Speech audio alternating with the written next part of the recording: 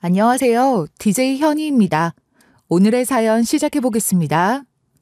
안녕하세요. 저는 오랫동안 왜 제 인생만 이렇게 힘들까를 스스로에게 물으며 살아온 20대 후반의 여성입니다. 어릴 적 부모님의 보호 없이 자랐어요. 삶이 버거웠고 말 못할 몹쓸 일들도 참 많이 겪었어요. 그래서였을까요? 한때는 이 불행이 끝났으면 싶은 마음에 누군가가 나타나 저를 끌어내주기만을 기다리며 살았었어요. 그런데요, 시간이 흐르고 깨달았습니다. 사람은 결국 사람을 통해 자란다는 말을요. 좋은 인연은 저에게 따뜻한 위로가 되어주었고, 나쁜 인연은 뼈아픈 성장을 안겨주더라고요. 또 저도 누군가에게 좋은 인연이 되어주기 위해 노력하다 보니 수많은 인연 끝에 마침내 해피엔딩이라 부를 수 있는 결말에 닿았습니다. 제가 불행 속에서 어떻게 행복해질 수 있었는지 지금부터 그 이야기를 들려드릴게요. 나만큼 복 없는 사람도 또 있을까요? 드라마는 죄다 해피엔딩이던데 제 인생은 왜 매번 새드엔딩인지 모르겠어요. 아까도 말씀드렸지만 어릴 적엔 그런 희망이 있었어요. 누군가 나타나 이 악몽 같은 현실에서 저를 꺼내줄 거란 막연한 기대요. 그런데 사실 그 시절은 잘 기억도 안 납니다. 제 기억은 딱 7살 어느 날부터예요. 엄마랑 단둘이 지방 어딘가로 여행을 갔었죠. 정확한 장소는 기억나지 않아요. 그런데 그날 저는 엄마에게서 버려졌습니다. 제 손에는 엄마랑 찍은 스티커 사진이 쥐어져 있었어요. 그리고 어떻게 하다가 엄마와 떨어지게 되었는지 모르지만 정신을 들었을 땐 저는 거리에 홀로 남겨졌어요. 너무 충격이 컸는지 그때부터 저는 말을 잃었어요. 함구증이라고 하죠. 어린아이가 혼자 길거리에 있자 경찰 아저씨가 데리고 갔는데요. 이름이 뭐냐고 집이 어디냐고 아무리 물어도 대답을 하지 못했어요. 그래서 부모님을 더 찾기 어려웠던 것 같아요. 결국 보호가 필요하다는 판단이 내려져서 고아원으로 가게 됐습니다. 일반 가정집처럼 생긴 작은 고아원이었어요. 저처럼 부모가 없는 아이들이 모여 살았는데요. 애들이 새로운 신입이 들어오자 궁금해서 이것저것 물어보는데 저는 말을 할 수가 없어서 안 했는데요. 야, 너 벙어리야? 왜 말을 못해? 아니면 내 말이 우스워? 사람이 물으면 대답을 해야 할 거 아니야. 아무래도 얘가 너 무시하는 것 같은데 봐봐, 눈도 피하지 않잖아. 한번 싸워. 저는 말을 하고 싶어도 입이 떨어지지 않았고요. 결국 고아에다가 벙어리라는 사실에 아이들한테 괴롭힘을 많이 당했어요. 괴롭힘은 시간이 지날수록 심해졌고요. 그래서 그런지 함구증은 좋아지지가 않았어요. 계속 충격의 연속이니 말이 안 나올 만도요. 그러다 초등학교 고학년쯤 돼서야 조금씩 말문이 트이긴 했는데요. 그때는 이미 참고 넘기는 게 버릇이 돼서 일부러 말을 많이 하지 않았습니다. 정말 외로운 날들의 반복이었어요. 처음 고아원에 들어갔을 때 굳어진 이미지가 쭉 따라다니더라고요. 초등학교 때 친구들이랑 잘 어울리지 못하다 보니 중학교, 고등학교에 올라가서도 여전히 친구를 사귀는 게 쉽지 않았어요. 다들 저를 조금 불편해하거나 피하는 것 같은 느낌이었거든요. 그래서 그냥 혼자 지냈어요. 혼자 밥 먹고, 혼자 학교 다니고, 혼자 감내하고 그랬어요. 말을 아껴야 하는 상황이 많다 보니 참을성 하나는 자연스럽게 길러지더라고요. 그렇게 뭐든지 참고 넘기는 성격으로 지내다 보니까 주변에서도 점점 저를 만만하게 보는 분위기가 생겼어요. 제가 뭘 당해도 반항을 하지 않고 그냥 조용히 있으니까 일부러 건드리는 사람들도 있었고요. 특히 고등학생 때는 같은 고아원에 있던 오빠한테 안 좋은 일을 겪은 적이 있어요. 그 오빠는 나이가 좀 있었고 원장님이나 선생님들 앞에선 늘 말 잘 듣는 척을 했어요. 근데 저처럼 말이 없고 조용한 아이들한텐 가끔 이상하게 구는 행동이 있었는데 저는 그중에서도 유독 아무 말도 안 하고 넘어가니까 더 노골적으로 저를 함부로 대했어요. 몹쓸 짓까지 당했어요. 그래서 결국 원장님께 이 사실을 말씀드렸어요. 원장 선생님, 저 오빠가 저한테 몹쓸 짓을 했어요. 저 좀 도와주세요. 저 너무 힘들어요. 그랬더니 원장님이 한숨을 쉬면서 귀찮다는 듯 가소롭다는 듯한 표정으로 이렇게 말하시더라고요. 참나, 뭘 도와달라는 거야? 네가 오빠를 얼마나 유혹했으면 오빠가 오죽하면 그랬겠냐? 잔말 말고 방으로 들어가. 그 말을 듣는 순간 너무 비참하고 힘든 나머지 그냥 이 세상을 끝내버리고 싶다는 생각도 들었어요. 제 잘못도 아닌데 오히려 제가 혼이 나고 제가 죄인처럼 취급받는 상황이 도무지 이해되지 않았고요. 하지만 누구 좋으라고 그렇게 무너져야 하나 싶었어요. 그때부터였던 것 같아요. 이 세상에 더 이상 저를 지켜줄 사람은 없다는 걸 똑똑히 알게 된 게요. 매일 밤 손에 쥐고 있던 엄마 사진을 바라보면서 제발 다시 와서 날 데려가 달라고, 이 지옥에서 빨리 꺼내주라고 속으로 수없이 빌었는데 그제야 정말 실감이 나더라고요. 저는 버려졌구나. 그걸 인정하게 되니까 마음이 조금씩 달라졌어요. 이제는 내가 나를 지켜야겠다. 누구도 나 대신 싸워주지 않는다면 내가 버텨야겠다는 생각이 들었습니다. 그때부터 저는 강해지기로 마음먹었습니다. 여자라서 나약해 보여서 제가 이렇게 당하는 거라는 생각이 들었어요. 그때부턴 남자처럼 하고 다녔고요. 누가 절 건드리면 말보다 주먹을 먼저 뻗었어요. 더 이상 만만하게 보이면 안 된다고 생각했거든요. 그래서 머리도 짧게 자르고 말도 험하게 하고 욕부터 내뱉는 식으로 일부러 거칠게 굴었어요. 강해 보이기 위해서요.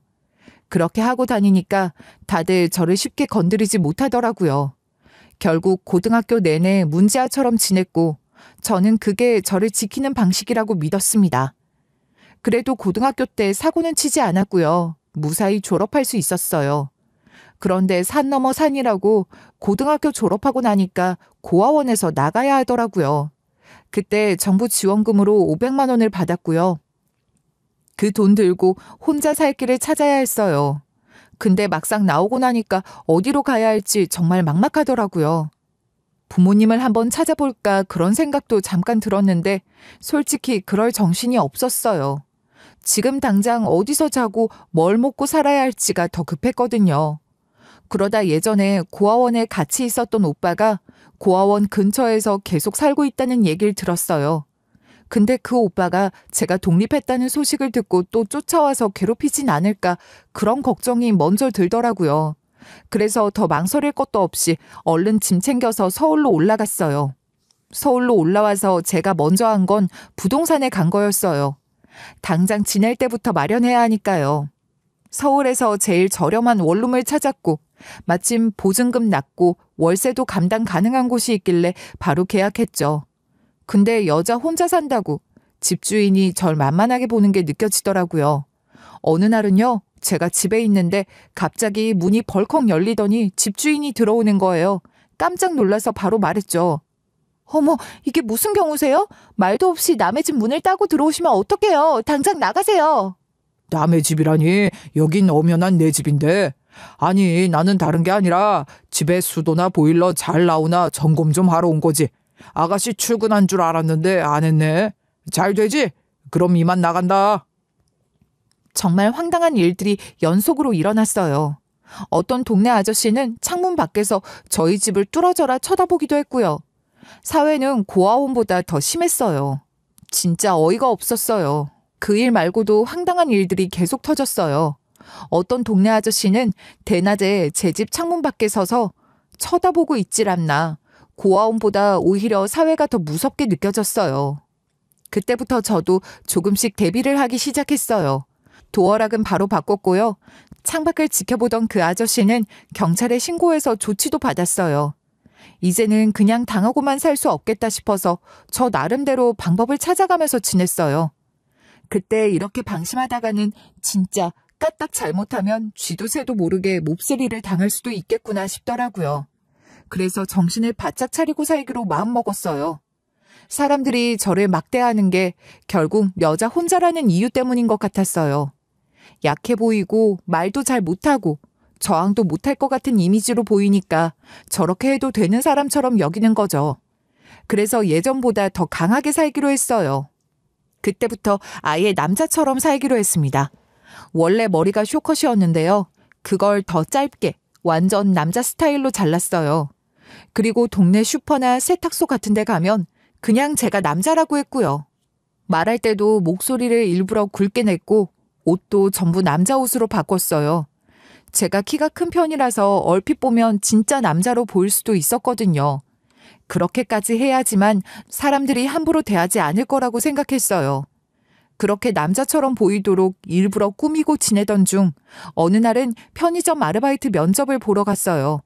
서류상으로는 제가 여자지만 외모나 말투, 전체적인 이미지가 남자처럼 보이니까 사장님이 잠깐 고민하시더라고요.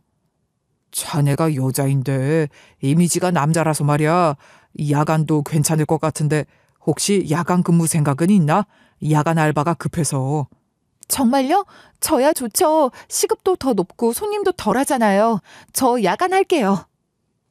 사실 야간 근무는 시급이 높긴 해도 위험할 수 있어서 보통은 남자만 쓰려고 하거든요. 근데 저는 오히려 그런 조건이 더 좋았어요. 돈을 조금이라도 더 벌 수 있다는 게 그땐 제일 중요했으니까요. 무거운 박스도 혼자 옮겼고 청소나 물류 정리처럼 힘든 일도 마다하지 않고 열심히 했어요. 몸이 고되긴 했지만 일하는 게 저한텐 훨씬 나았어요. 누구 눈치 볼 일도 없고 혼자 조용히 일하면 되니까요. 근데 역시 밤낮이 바뀌니까 너무 힘들더라고요. 잠도 제대로 못 자고 몸도 점점 지치고 오래 하긴 어렵겠다 싶었어요. 그래서 일을 바꿨어요. 이번엔 택배 배송 보조 업무를 시작했어요. 이건 하루 물량이 많은 기사님을 도와서 같이 배송하는 일이었는데요. 아침 일찍 시작해서 오후 6시쯤이면 끝나니까 생활 패턴이 너무 괜찮더라고요. 하루 종일 뛰어다니고 몸을 계속 움직이다 보니 운동도 되고요. 그러다 어느 날 기사님이 그러시는 거예요. 운전면허 따면 자격 넓어져. 네가 직접 운전할 수 있어야 일도 더 편하고 돈도 더 벌 수 있어. 정말요? 운전면허 있으면 제가 직접 차 몰고 다닐 수 있는 거예요? 그럼 바로 따야죠. 그 말 듣고 바로 운전면허 땄어요. 면허 따고 나니까 할 수 있는 일이 확실히 많아지더라고요. 그 후로는 생수만 전담해서 배달하는 기사 일을 하게 됐고요.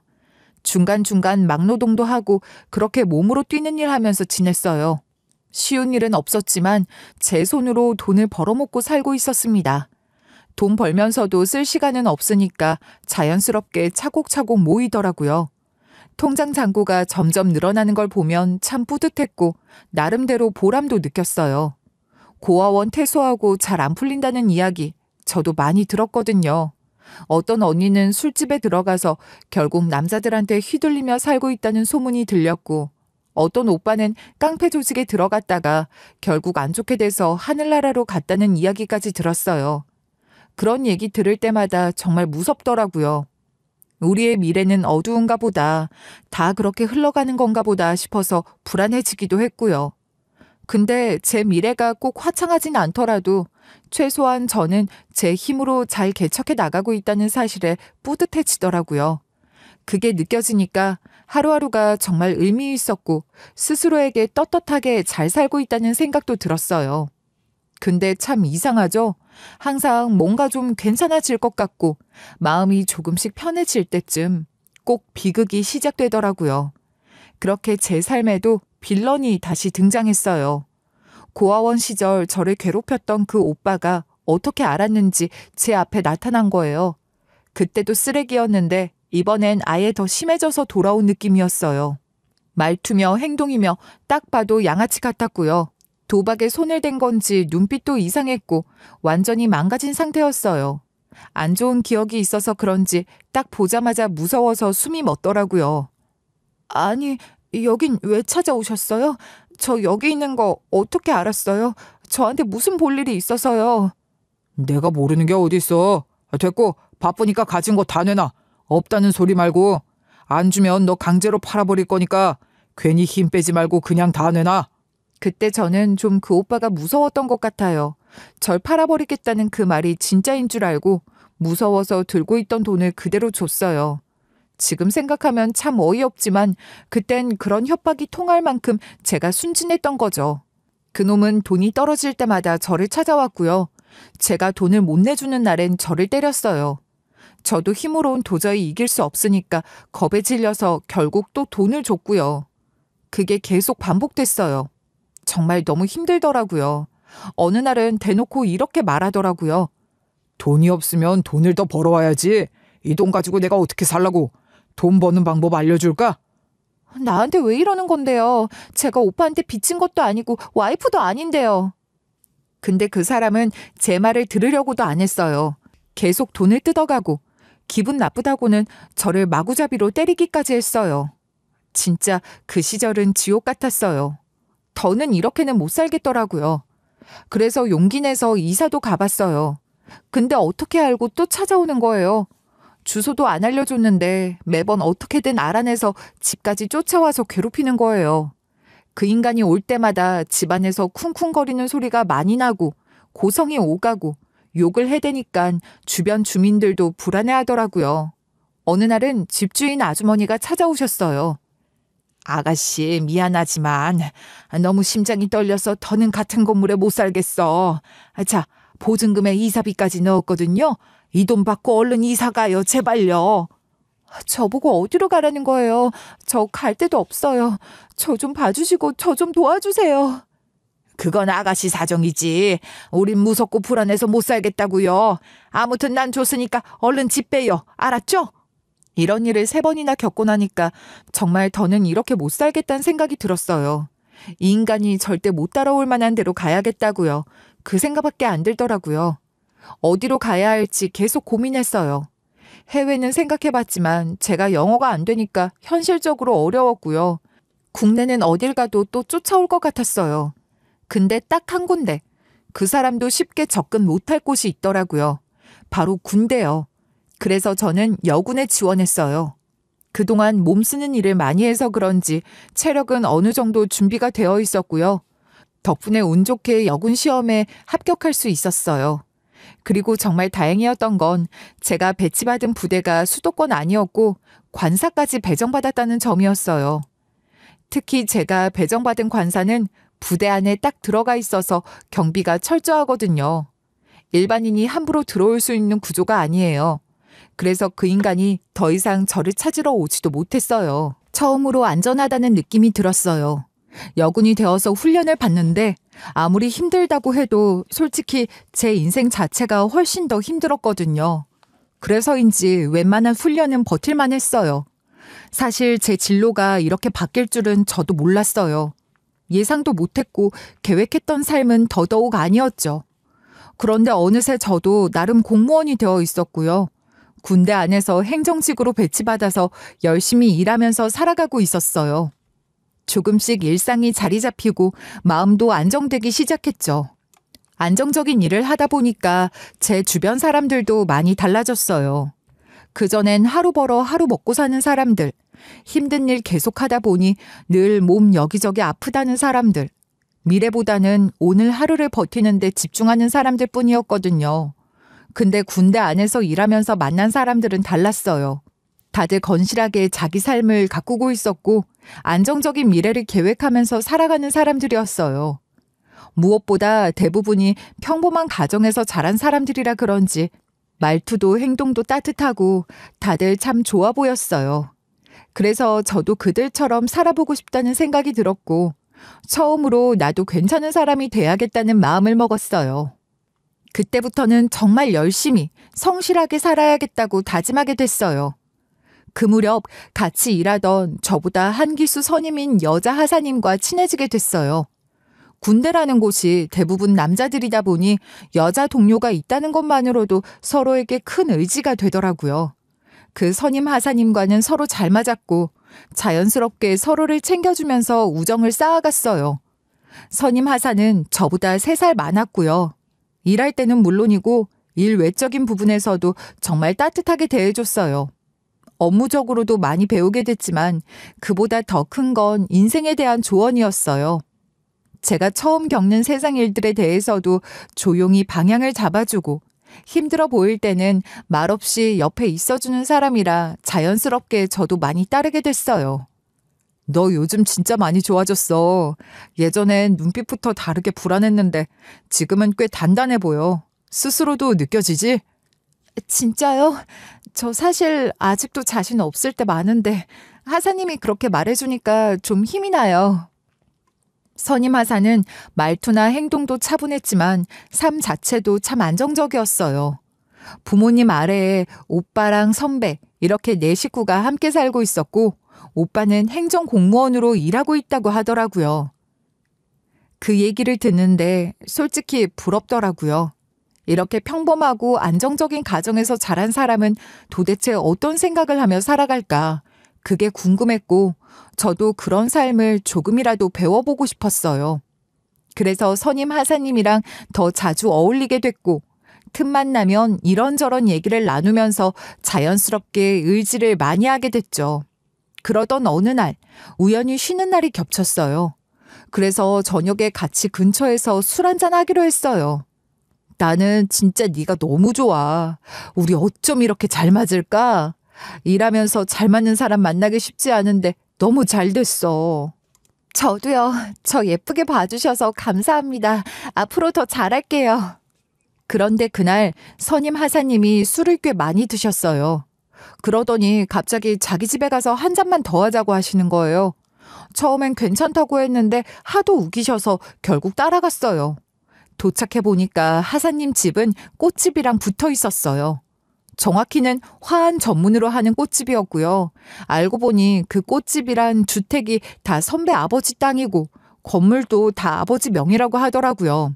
겉으로는 소박해 보였는데 은근히 꽤 여유 있는 집안이었어요. 그날은 선임 하사님 가족분들도 모두 뵐 수 있었어요. 특히 부모님 두 분이 정말 푸근하고 따뜻하신 분들이셨고 가족 분위기 자체가 참 화목하고 편안해 보였어요. 가족분들과 함께 술 한 잔을 기울였는데요. 우리 딸이랑 같이 일한다고요? 아주 우직하게 생겼네. 천상 군인상이야. 멋져요, 멋져. 우리 딸이 몇 번이나 얘기했어요. 잘 맞는 사람이 들어왔다고, 친동생 같다고요. 둘이 사이좋게 오래오래 같이 일했으면 좋겠어요. 네, 저도 선임 하사님께 정말 많이 배우고 있어요. 아직은 도움드릴 게 없지만 열심히 잘 따라가겠습니다. 그날은 밤이 꽤 늦었고 다음날이 휴무라 선임 하사님 댁에서 하룻밤 묵게 됐어요. 그런데 다음날 아침 집안이 갑자기 소란스러워서 잠이 깼는데요. 무슨 일인가 싶어 나가보니 정말 큰일이 벌어졌더라고요. 어젯밤에 아버님께서 약주를 꽤 많이 드셨는데 아침에 일어나 보니 손발이 오그라들고 의식이 흐린 상태였던 거예요. 어머, 이게 웬일이래요? 아저씨가 안 일어나길래 가봤더니 손발이 다 꼬여있고 눈도 풀려있어요. 우리 딸은 지금 일어날 수도 없고 아들은 운동 갔어요. 이걸 어쩌면 좋아요. 제가 응급처치 먼저 해볼게요. 일단 119부터 불러주세요. 급히 조치를 취하던 중 곧바로 구급차가 도착했고요. 운동 갔다가 돌아온 오빠분도 상황을 듣고 바로 와서 보호자 자격으로 한 명만 구급차에 탈 수 있었는데 오빠분이 타고 병원으로 가셨습니다. 그날 아침 아버님이 구급차에 실려 가신 뒤 저도 슬슬 짐을 챙겨서 집에 가려고 했어요. 그런데 어머님이 갑자기 또 다급하게 말씀하시더라고요. 왜요? 무슨 문제 있으세요? 아버님 때문에 그러세요? 아니면 어디 또 안 좋으신 데라도 있으세요? 아유, 이걸 어쩌면 좋아요. 우리 집이 화환 만드는 일을 하잖아요. 근처 병원 장례식장에 화환을 배달해야 하는데 원래는 우리 아저씨가 다 하거든요. 그런데 아저씨가 없으니까요. 나는 운전도 못하고 이걸 들고 갈 수도 없고 정말 막막하네. 발까지 동동 구르시며 난감해하시길래 순간적으로 제가 말했어요. 어머님, 제가 해드릴게요. 저 운전도 하고 배달도 해봤어요. 문제 없어요. 그러자 어머님이 제 경력에 놀라시더라고요. 그리곤 환하게 웃으시면서 그럼 같이 가자고 하셨어요. 어차피 그 병원으로 아버님이 실려가셨으니까 겸사겸사 같이 가면 된다고 하시더라고요. 그래서 화환을 차에 실은 다음 어머님과 함께 장례식장으로 향했어요. 운전석에 앉으면서 이 집안에 참 여러모로 인연이 생기고 있다는 생각이 들었습니다. 화환을 차에 실은 뒤 선임 하사님의 어머님과 함께 제가 운전해서 장례식장으로 갔어요. 병원 장례식장에 도착해 보니까 규모가 꽤 크더라고요. 도착해서 화환을 내리는데 저희가 배달한 화환 외에도 이미 수십 개는 놓여 있었어요. 보니까 VIP실 고객이라고 표시가 되어 있더라고요. 빈소 입구에는 조문객도 많고 주변은 아주 분주했어요. 저는 화환을 지정된 위치에 옮겨놓고 장례식장 측에 화환 배달 왔다고 말씀드렸어요. 담당자분이 배달 내역을 확인하더니 명부에 도장을 찍어주시더라고요. 일을 마무리하고 나서 잠깐 안을 들여다봤는데요. 빈소 안엔 정장을 입은 사람들이 많았고 상주 측도 인원이 굉장히 많아 보였어요. 말 그대로 발 디딜 틈 없이 북적였고 조문을 기다리는 사람들도 복도에 줄을 서 있더라고요. 그리고요. 왜 그랬는지는 저도 모르겠어요.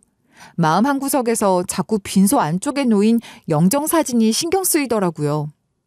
보지 말아야 할 것 같으면서도 꼭 봐야 할 것 같은 그런 기분이랄까요.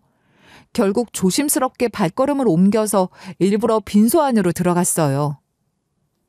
그리고 그 영정사진을 가까이에서 확인해 봤는데요. 그 순간 정말 말 그대로 온몸에 소름이 확 돋았어요. 사진 속 얼굴이 너무 낯익은 거예요. 언제 어디서 봤는지 정확하진 않았지만 분명히 제 기억 어딘가에 또렷하게 남아있던 얼굴이었어요. 머리가 순간적으로 멍해지면서 심장이 쿵 내려앉는 느낌이 들었어요. 숨을 한번 크게 들이쉬고 두세 걸음 뒤로 물러섰다가 다시 조심스럽게 그 사진을 찬찬히 바라봤어요. 눈매, 입꼬리, 턱선까지 아무리 봐도 낯선 얼굴이 아니었어요. 이상하네. 나 버리고 떠난 우리 엄마랑 너무 닮았잖아. 맞는 것 같은데 아닌가? 그 순간 머릿속이 복잡해졌어요. 기억 속에 흐릿하게 남아있던 어린 시절 엄마의 모습과 지금 영정사진 속 그 사람이 자꾸 겹쳐 보였거든요. 아닌 척 하려 해도 계속 마음 한구석이 찜찜했어요. 이상하다는 생각이 자꾸 들었고요. 그때 선임 하사님의 어머님이 저를 찾으러 안으로 들어오셨어요. 제가 빈소에서 한참 나오지 않자 걱정되셨는지 급하게 다가오셨죠. 어머, 아직 안 나왔네. 무슨 일 있어? 얼른 가자. 나 이제 우리 아저씨한테 가봐야 해.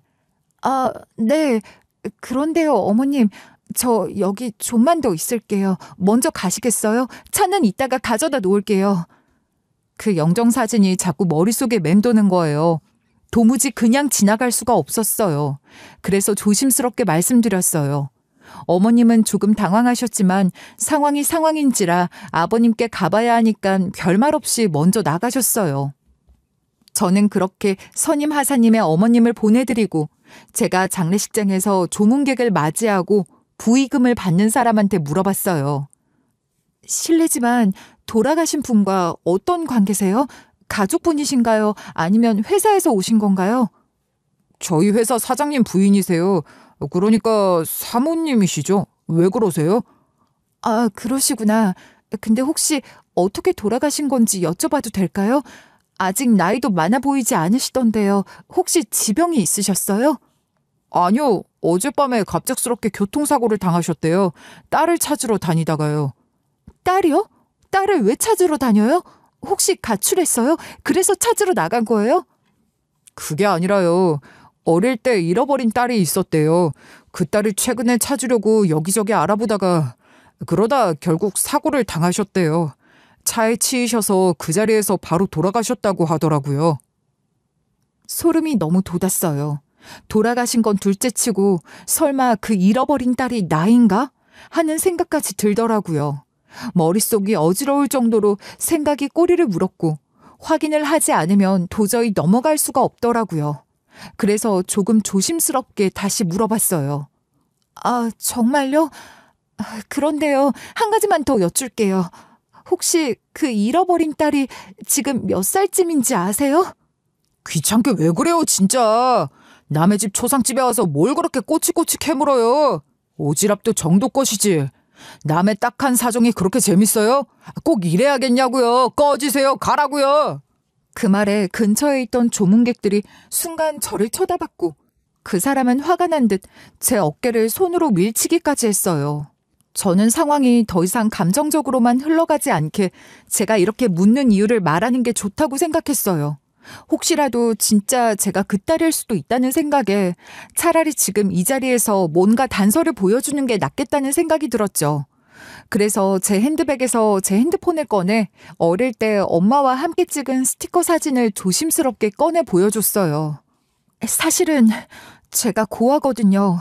어릴 때 엄마를 잃어버렸는데 그때 엄마랑 같이 찍은 스티커 사진이에요. 평소에도 잘 보관해두고 있었는데 오늘 저 영정사진을 보고 너무 닮아서 그냥 쉽게 지나칠 수가 없었어요. 혹시 몰라서 핸드폰에 담아둔 걸 보여드리는 거예요. 그 사진을 본 그분은 말은 없었지만 한참 동안 말없이 유심히 들여다보더라고요. 표정은 점점 굳어졌고 뭔가를 떠올리는 듯한 눈빛이었어요. 저도 조심스럽게 덧붙였어요. 혹시 오해하셨다면 죄송해요.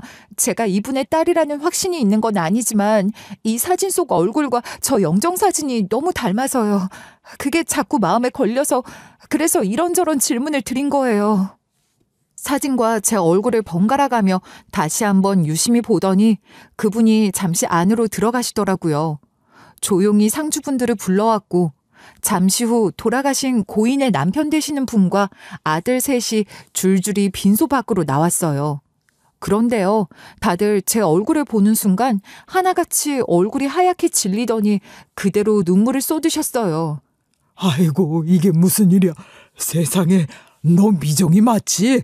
네가 어떻게 여길 왔어? 어떻게 네가 왔니? 그렇게 찾을 땐 없더니. 저를 아세요? 저는 처음 뵙는 분들이라 너무 당황스럽네요. 전 미정이는 아니고요. 혹시 저랑 누군가를 착각하신 건 아니세요? 그러자 제 아빠라고 하시는 분은 매우 당황해 하시더라고요. 이게 어떻게 된 거야? 네 엄마 죽은 것 알고 온 게 아니야? 그게 아니라 저는 지나가다가 제가 가지고 있는 사진과 똑같은 사람이라 말씀드린 거예요. 전 줄곧 고아원에서 컸어요. 그러자 저에게 한 걸음 더 가까이 다가오더니 제 손을 덥석 잡으시고 손끝으로 제 얼굴을 조심스럽게 쓸어내리셨어요. 그랬구나. 고아원에 있었구나. 살아줘서 고마워. 살아있어줘서 고마워. 내가 네 아빠야. 도대체 어디 있었던 거야? 우리 가족이 널 찾느라 얼마나 애를 썼는데. 눈가엔 눈물이 고였고 곧이어 참지 못하고 꺼이꺼이 울음을 터뜨리셨어요. 그 모습을 보고 있으니 저도 울지 않을 수 없었어요. 가슴이 저릿하고 뭔가 깊숙한 곳이 울컥해지면서 눈물이 절로 흘렀어요. 그 순간 제게 아버지라고 말씀하신 분이 다리에 힘이 풀려 비틀거렸고 저는 그저 본능처럼 그분의 팔을 붙잡았어요. 그게 사실인지 아닌지는 아직 모르겠는데 이상하게 따뜻하더라고요. 이 녀석아, 왜 이제 나타났어? 우리가 얼마나 널 찾으러 다녔는데 도대체 어디에 있었어? 그때 뒤쪽에 서 있던 아들분도 하나 둘 앞으로 나와 저를 바라보셨는데요. 다들 눈가가 붉어져 있었고 말없이 눈물을 흘리더라고요. 그분들의 표정을 보는데 이상하게 낯설지 않았어요.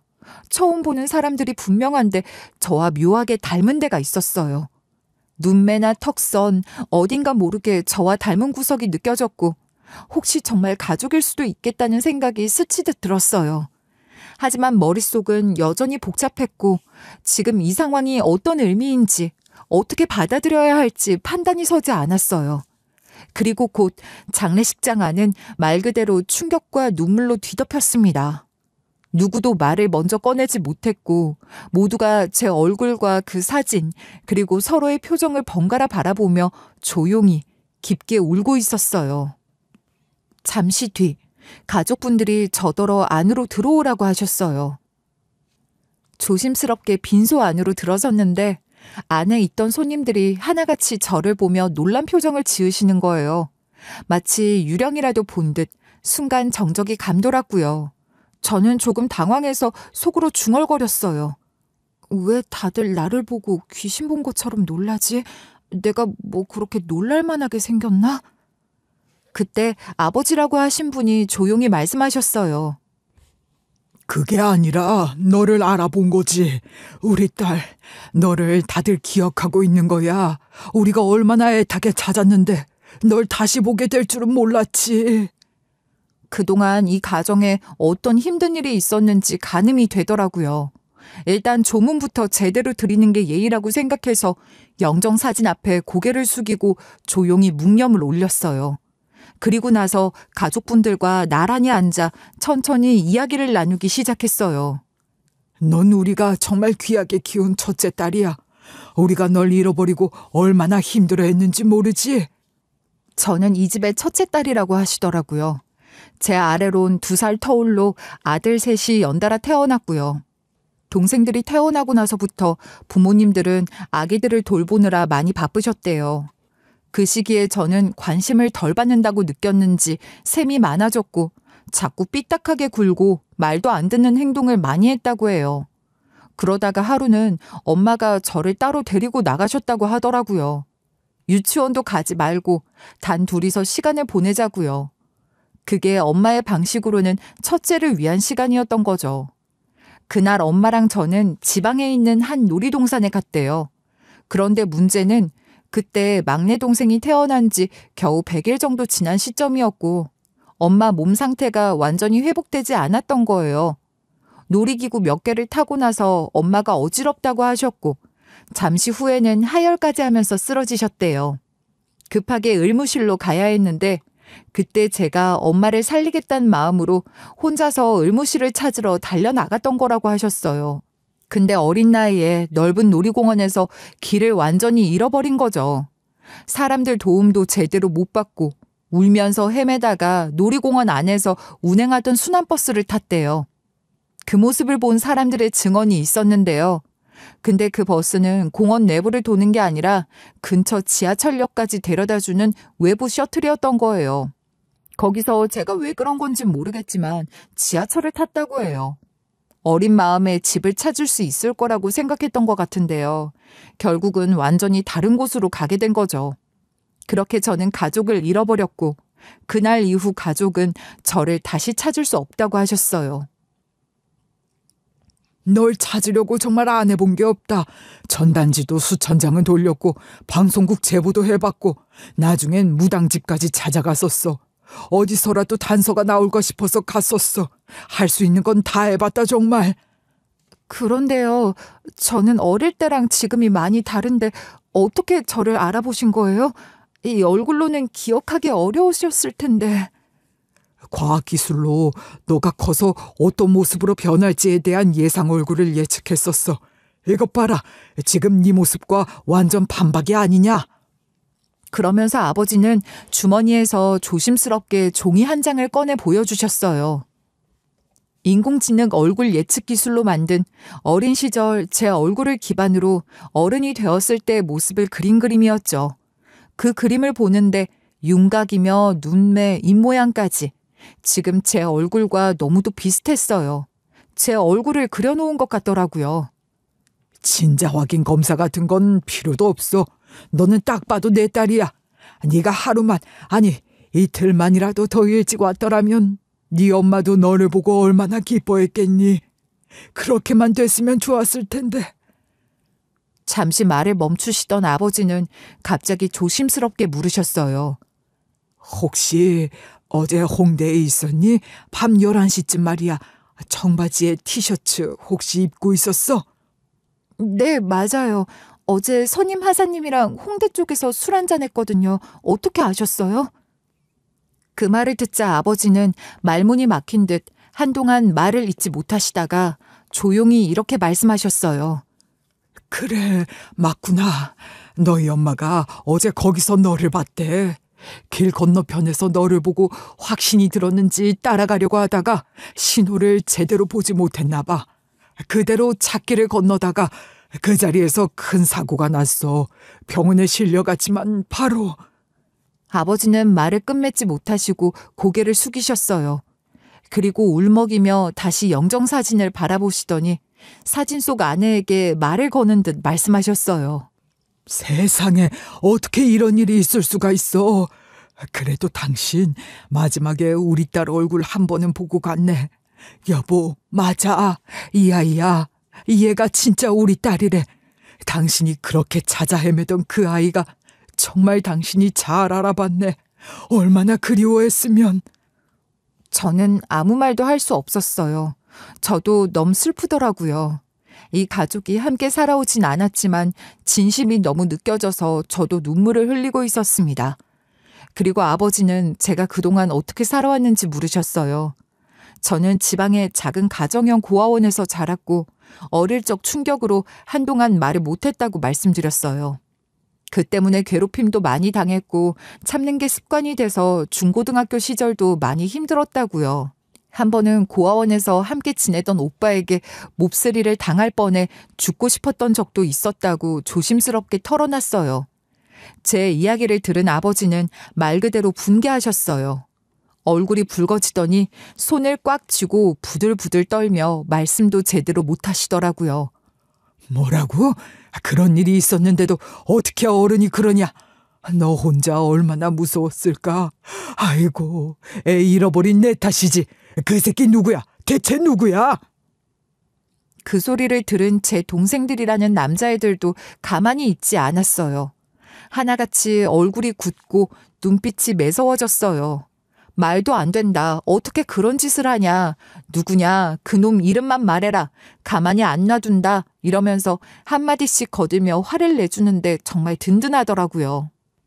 처음으로 누군가가 내 편이 되어주는 느낌이었어요. 저를 향해 이렇게까지 분노해주는 사람이 있다는 게 감동이고요. 아직 친자 확인을 하지도 않았는데도 이미 이들의 가족이 되어 있구나 하는 걸 느꼈어요. 말로 확인하지 않아도 이들의 눈빛이, 말투가, 표정 하나하나가 저를 받아들이고 있다는 걸 말해주고 있었어요.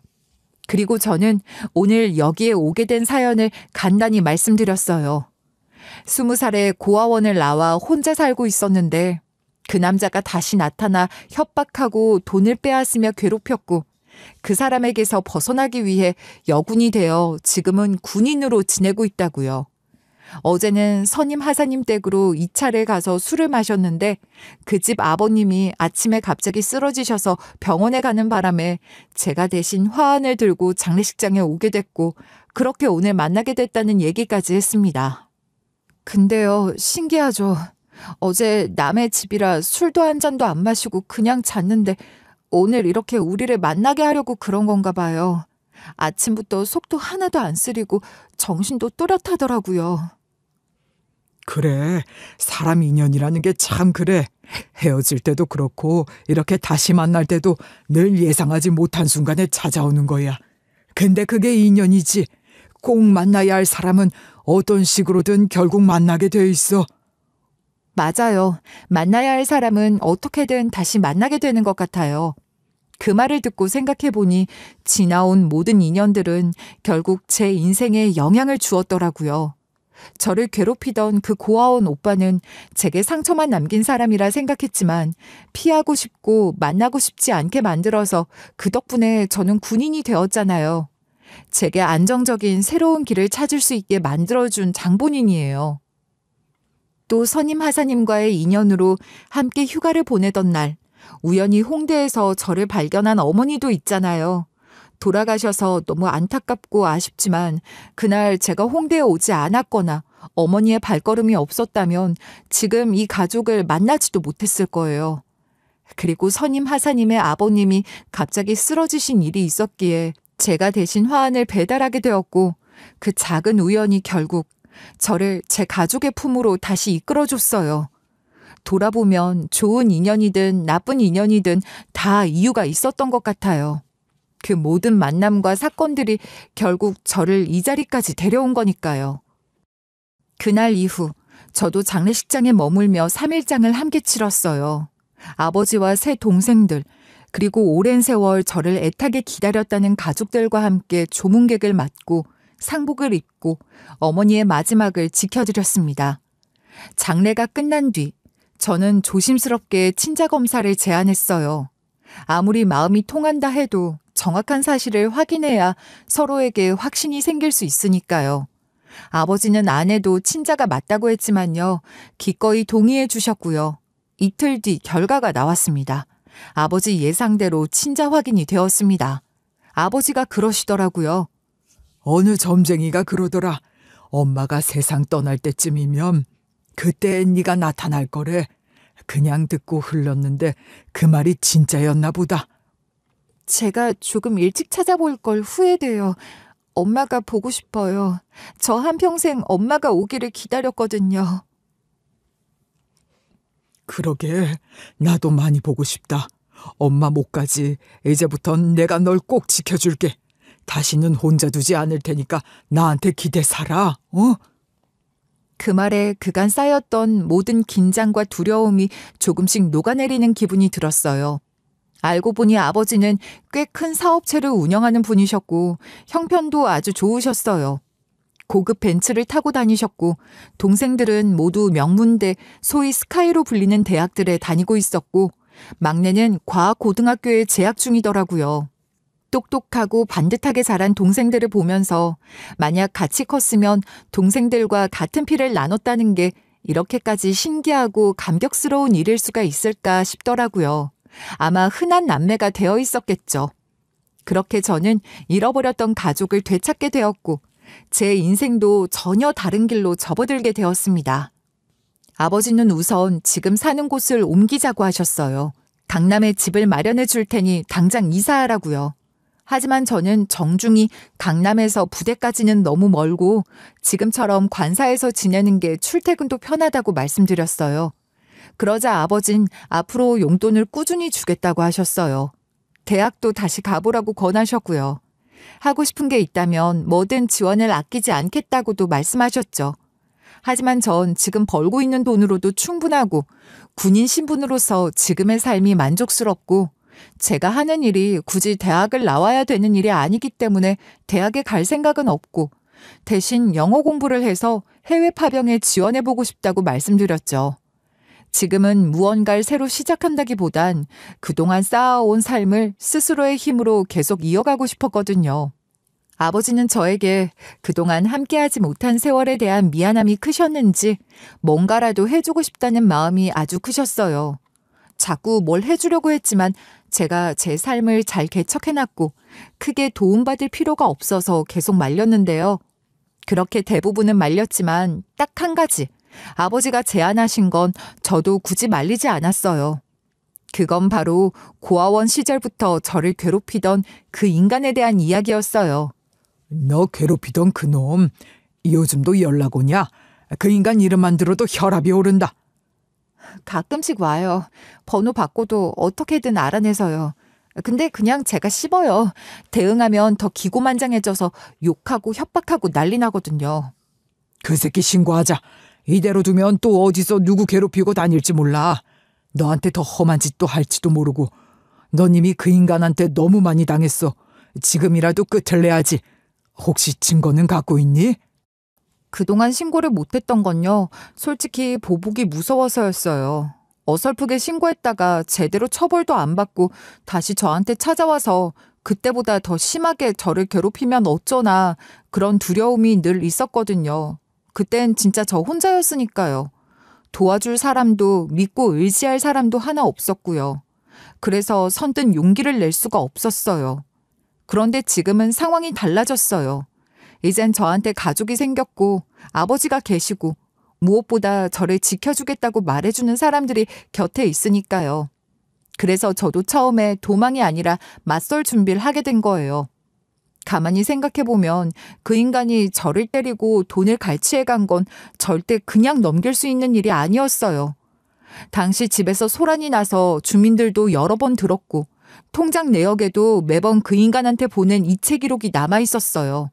그날 당한 폭행 때문에 다녀온 병원 기록도 있었고요. 진술서와 증거 자료를 모으면 충분히 고소 가능하겠다는 생각이 들었어요. 그런데요, 아버진 그 인간이 고등학생 때 저한테 했던 짓까지 같이 고소하자고 하셨어요. 그때 그놈이 너한테 했던 짓 그거 절대 그냥 넘어가면 안 돼. 그건 사람 인생을 망가뜨린 일이야. 지금이라도 증거 모아서 고소하자. 시간이 좀 흘렀더라도 시도는 해봐야지.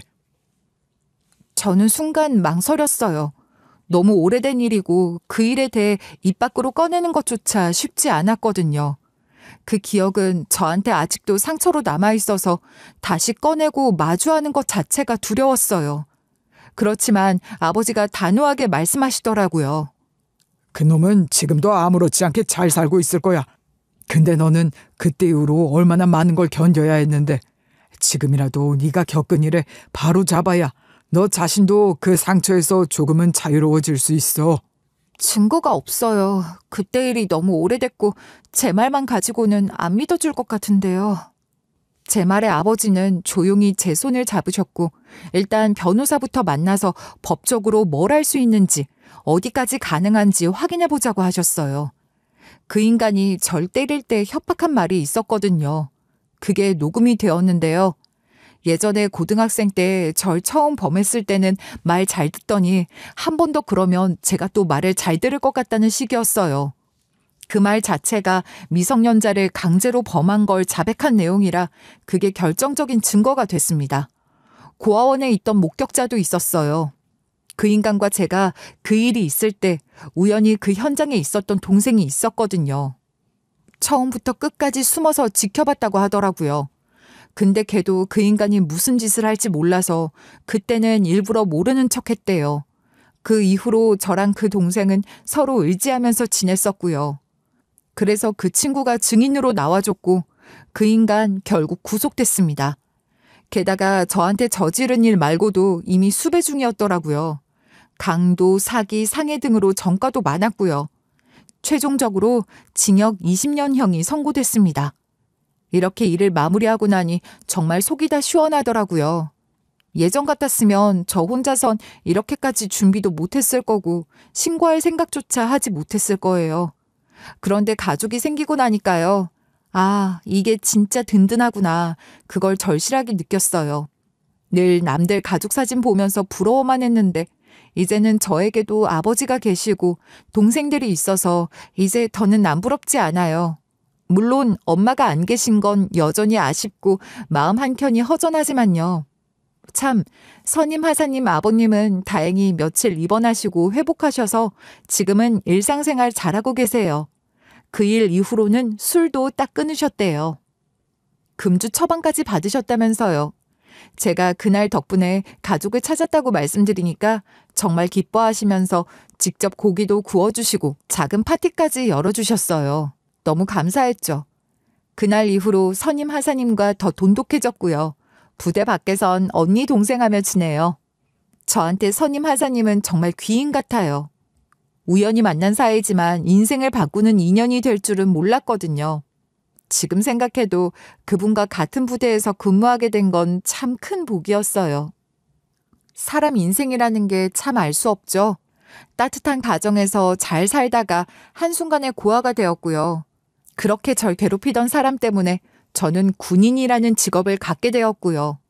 또 타인을 도와주다가 제가 잃어버린 가족을 다시 만나는 복을 받게 되는 현실이 참 드라마 같다는 생각을 했어요. 힘들고 외롭던 날들을 지나 이렇게 살아남은 저 자신이 참 대견하고 무엇보다 이젠 저도 누군가에게 소중한 사람이란 걸 느끼며 살아가고 있습니다. 이제부턴 소중한 것들을 잘 지키며 이 행복이 오랫동안 지속되길 갖고 나가보려고요. 여러분도 곁에 있는 소중한 가족을 한 번씩 돌아보는 계기가 되길 바라며 제 이야기는 여기서 마칠게요. 감사합니다.